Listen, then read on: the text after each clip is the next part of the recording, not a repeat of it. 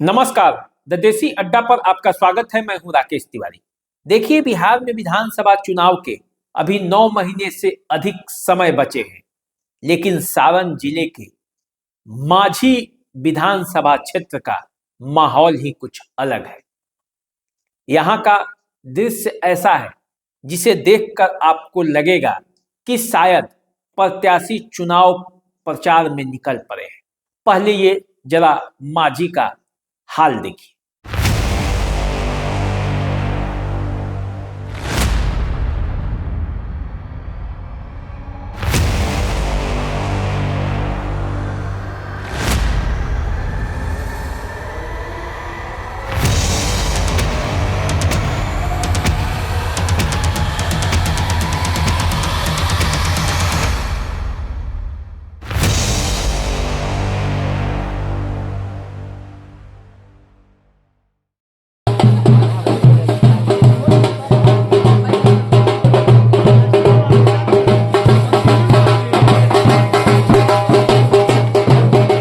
देखिए, माझी विधानसभा क्षेत्र में वहां से पिछले बार निर्दलीय प्रत्याशी रहे राणा प्रताप सिंह का पदयात्रा चल रहा है।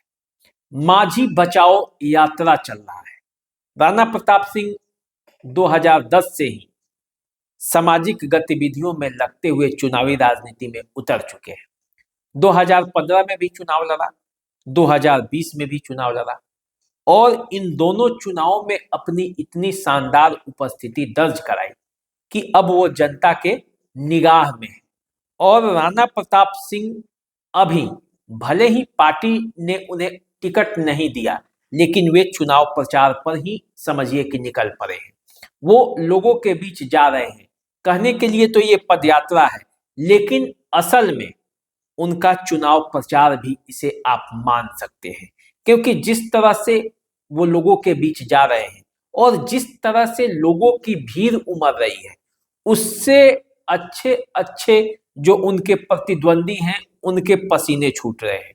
पसीने छूटे भी क्यों नहीं, क्योंकि पिछले बार निर्दलीय प्रत्याशी रहते हुए वो दूसरे स्थान पर पहुंच गए थे, जबकि जनता दल यूनाइटेड ने वहां से अपना प्रत्याशी उतारा था एनडीए प्रत्याशी के तौर पर, वो पीछे छूट गए थे। आप जानते हैं राणा प्रताप सिंह बीजेपी के नेता हैं और पिछले बार भी वो चुनाव में टिकट चाह रहे थे, लेकिन ये सीट जनता दल यूनाइटेड के खाते में चला गया और वहां से माधवी सिंह को प्रत्याशी बनाया गया।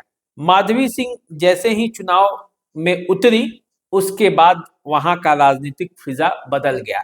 राणा प्रताप सिंह जनता दल यूनाइटेड और आरजेडी के जो समर्थक सीपीआई के उम्मीदवार सत्येंद्र यादव थे, उनके खिलाफ चुनाव में निर्दलीय ही उतर पड़े और तब वे दूसरे स्थान पर आ गए।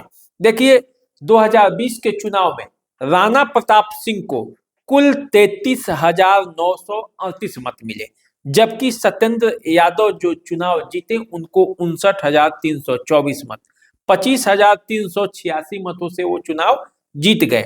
जबकि माधवी कुमारी जो जनता दल यूनाइटेड की वहां की प्रत्याशी थी, उन्हें 29,155 मत ही मिल पाए। अब देखिए, माझी का जो समीकरण है वो पूरी तरह से अभी बदला बदला माहौल है। राणा प्रताप सिंह चुनाव प्रचार में निकल पड़े हैं। चुनाव प्रचार में वो किस कॉन्फिडेंस के साथ निकले हैं, इसको भी समझना होगा। देखिए, अभी चुनाव में देरी है, पार्टी ने कोई उम्मीदवार उतारा नहीं, यहाँ एक से बढ़ के एक दावेदार है, फिर भी राणा प्रताप सिंह जनता के बीच पहुंच चुके हैं और ऐसा लगता है कि पार्टी टिकट दे या न दे, चुनाव उनका लड़ना तय है। क्योंकि जिस तरह का चुनाव प्रचार उनका चल रहा है, आप तस्वीरों में देख सकते हैं। मैंने भी जब सुना कि माझी में माझी बचाओ यात्रा चल रहा है, तो मैंने जानने के प्रयास किया कि भाई उसका स्तर क्या है, किस स्तर का वो यात्रा है। तो फिर मेरे पास मेरे एक जानने वाले ने वीडियो अवेलेबल कराया और जब मैंने उस वीडियो को देखा तो मुझे लगा कि नहीं, माझी में जो है वो तो जो चुनाव प्रचार चल रहा है वो एक तरह से देखा जाए तो चुनाव प्रचार की तरह है। और ये माहौल तब होता है जब प्रत्याशियों की घोषणा हो जाती है और प्रत्याशी चुनाव मैदान में उतरकर जनता के बीच जाते हैं। तो अब हालात चाहे जो हो, लेकिन इतना तो तय है कि इस बार भी मांझी में आर पार की लड़ाई होने वाली है। अब जो मामला फंसा है पूरी तरह से एनडीए में ही फंसा है, क्योंकि राणा प्रताप सिंह बीजेपी के वहां के कैंडिडेट के लिए दावेदारी कर रहे हैं। बीजेपी के वे नेता हैं। पिछले चुनाव लड़ने के बाद हालांकि वो पार्टी से निकाल दिए गए थे, लेकिन फिर बीजेपी ने उन्हें इसी शर्त पे मांझी में लाया है, ताकि ऐसा कहा जा रहा है कि ताकि उन्हें टिकट मिलेगा और वो चुनाव लड़ेंगे, क्योंकि पिछले चुनाव में वो दूसरे स्थान पर थे और 33,000 के आसपास जो उनके मत आए थे, उतने मत पाकर तो इससे पहले लोग वहां मांझी में विधायक बनते रहे। जैसे देखिए 2010 में यहाँ से गौतम सिंह चुनाव जीते थे जनता दल यूनाइटेड के टिकट पर। उन्हें कुल 28,687 मत मिला था और वो चुनाव जीत गए थे। हेम नारायण सिंह को 20,000 मत मिला था। रविंद्र नाथ मिश्रा जो कि पूर्व मंत्री थे, उनको 8,000 मत मिले थे और ओम प्रकाश प्रसाद को 7,000 मत मिले थे। ये 2010 की कहानी। यदि 2015 की बात करें तो 2015 में यहाँ से कांग्रेस के विजय शंकर दुबे चुनाव जीते थे 8,886 मतों से और उन्हें कुल मत मिले थे 29,558। केशव सिंह जो एलजेपी के उम्मीदवार थे, उन्हें मिले थे 20,692। सीपीआई एम के जो सत्येंद्र यादव थे, उनको मिले थे 17,803 और यहाँ से जो राणा प्रताप सिंह उर्फ डब्लू सिंह जिन्हें कहा जाता है, उनको 15 में मिले थे 14,322 मत। तो आप ये देखिएगा कि 3 प्रत्याशियों के बाद राणा प्रताप सिंह को 14,322 मत मिले थे, जबकि गौतम सिंह, रविंद्रनाथ मिश्रा ये सब लोग चुनाव लड़ रहे थे और ये सब लोगों को इनके बाद मत मिले थे, इनसे कम मत मिले थे। तो कुल मिलाकर राणा प्रताप सिंह उर्फ डब्लू सिंह जो है वो इस बार पूरे मूड में है, पूरी तैयारी में जुटे हुए हैं और मांझी में महासंग्राम छिड़ने वाला है। अब देखिए मामला एनडीए का फंसता कैसे है।